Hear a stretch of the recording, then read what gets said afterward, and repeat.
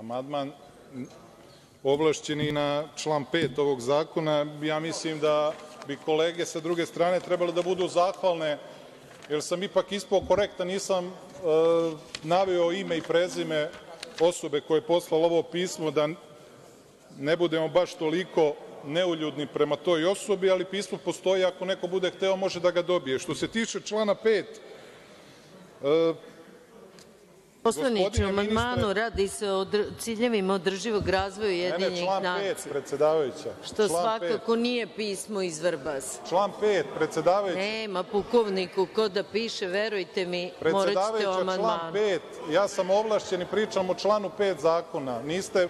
O amandmanu na član 5? Ne, ovlašćeni, član 5. O amandmanu na član 5? Ja sam ovlašćen i pričam amandman, tako je. Tako je, pričate svašta. Znači, član 27e, stav 34, o tome pričamo sada.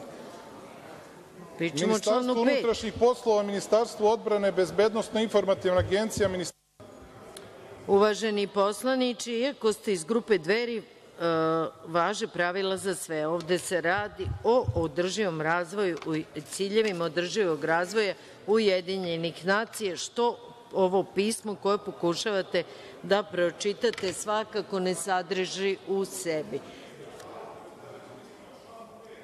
Jeste, na članu 5 ispred sebe, ali amandmanu to su pojedinosti, da vas podsetim. Zahvaljujem, sigurno cenim vaš trud da učestvujete u raspravi.